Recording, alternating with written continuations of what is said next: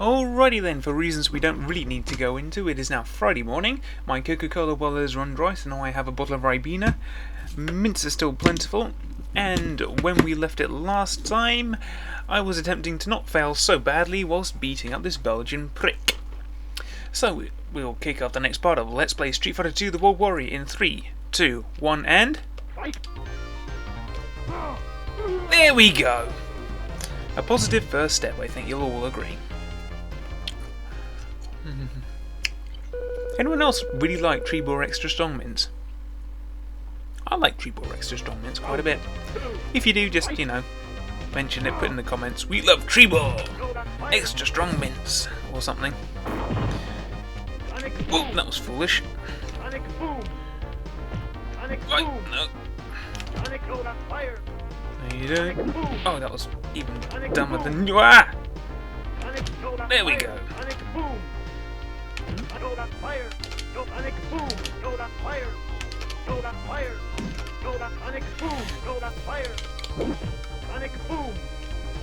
Oh, for crying out loud. Okay. Whoa.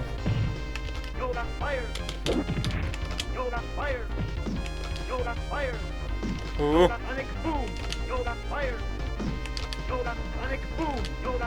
I can wait, Guile.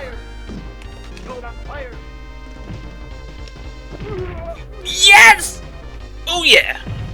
Finally! There's one bet Noir gone. That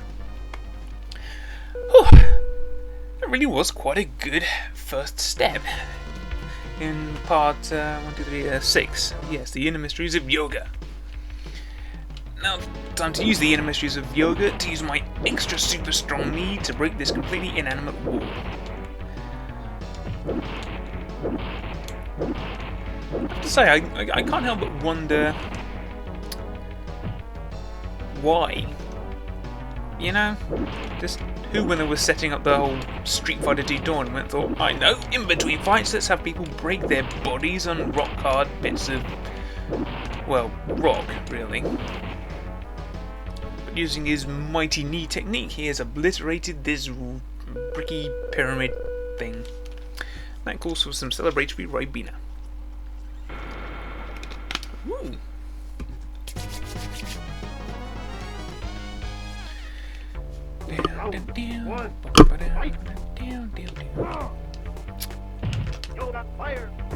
Oh, good lord.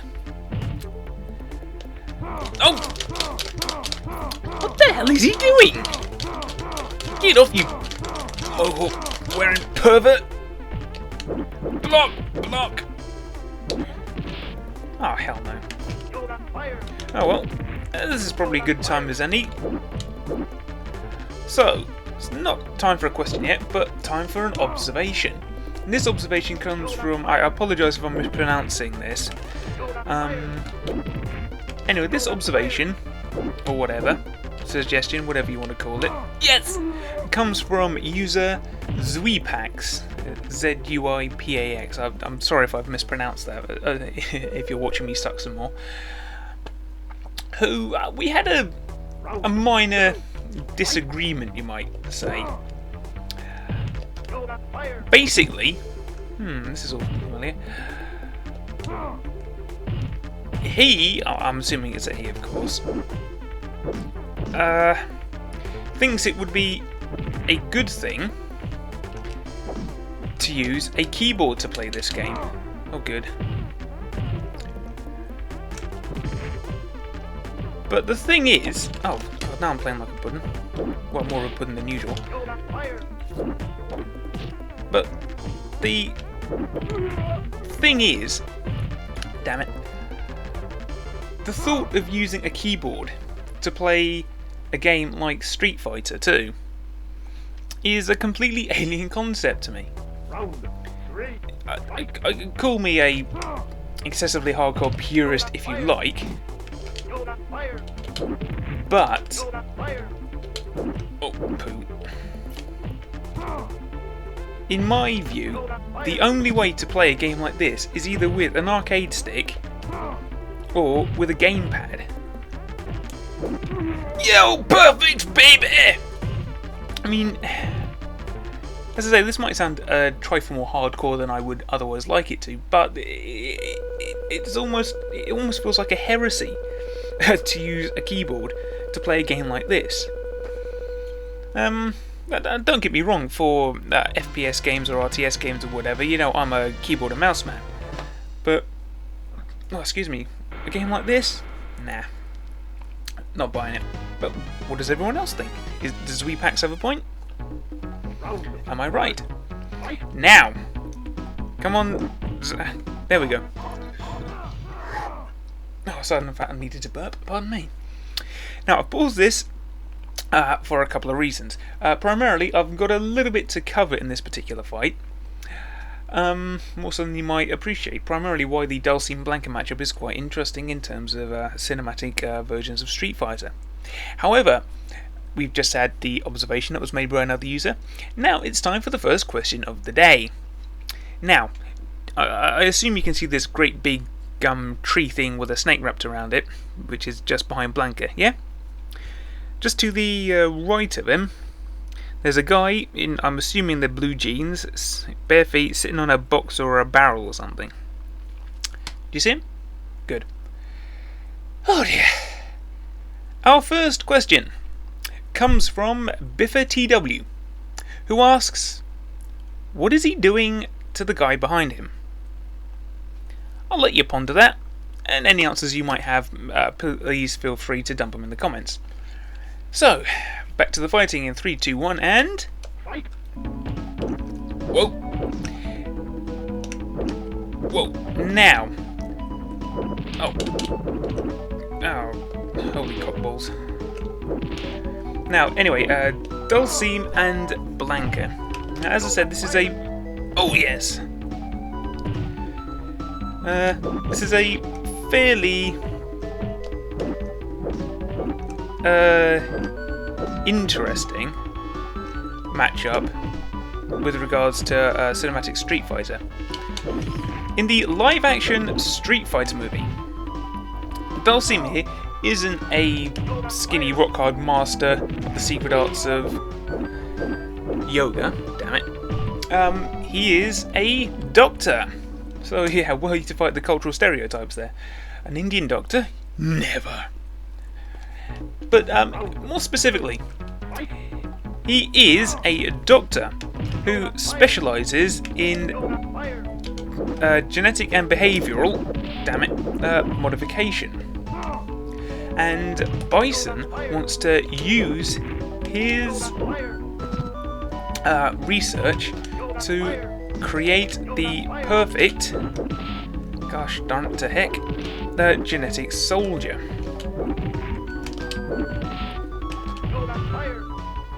Oh, bull hell. Yes! To this end, he has a Brazilian trooper, I'm assuming. I couldn't quite see the badge on his arm.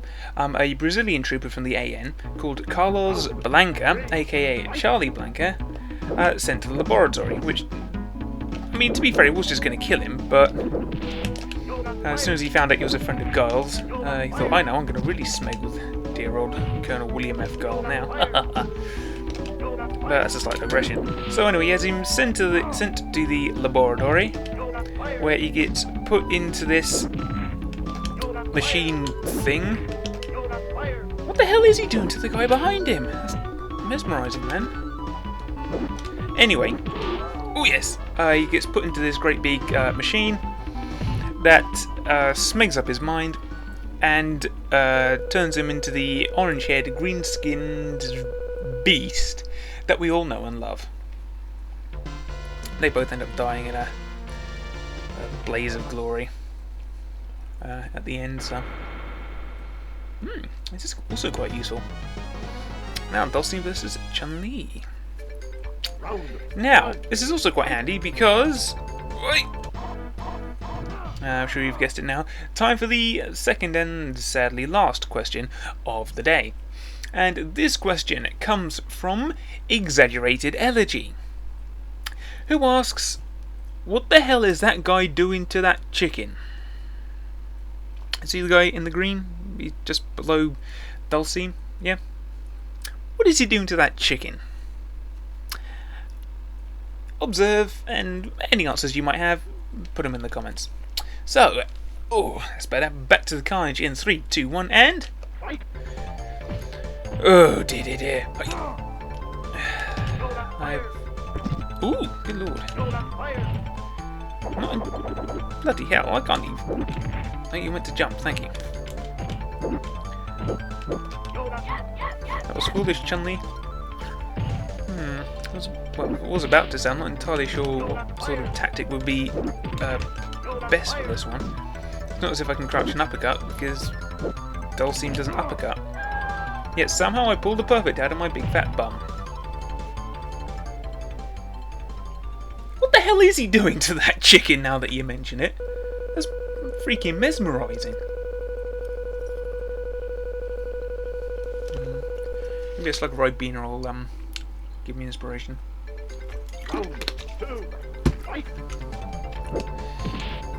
Seems to me he's choking that chicken. Bird him, Tish!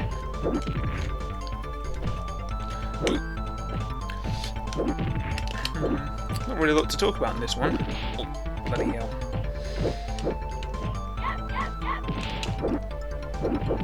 Oh, wrong way. These two... Oh, that was dumb. And these two never actually meet in the cartoon movie or the live action movie. Yeah. Whoa! Hey! Why? Oh! Oh well. Gave a better accounting of myself so far than I thought it would. Ah, that was it. That was what else I was going to bring back up. Going back to the Dulcine Blanka matchup. Now, at the end of the Ryu part of this playthrough, I did start to talk about, briefly before I my miraculously beat Bison, about the... Well, the... what's the word I'm looking for? The disparity, I suppose you might say. There we go. Between... the games and the live-action movies that are based on those games.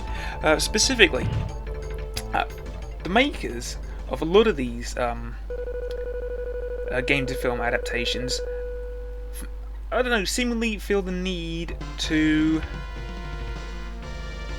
add a thread of realism to proceedings. Oh, excuse me, please. Street Fighter is a decent case in point. Let's kick this up. Woohoo! In that, Blanka isn't some sort of weird beast from the jungles of Brazil in the movie. He's a mutated Brazilian soldier. Whoa! Oi! Oh, this is not good.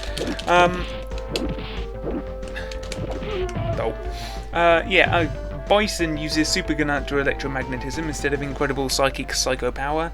Ryu doesn't do fireballs in live action. Well, not really. Just things like that. There! Whoa! And that is time, just as Barrel was about to punch me in the face. Okay, well, I think that was actually a slightly more successful part than I really could have hoped for. Not that I'm objective, mind you. So, with all that being said, I'll see you next time.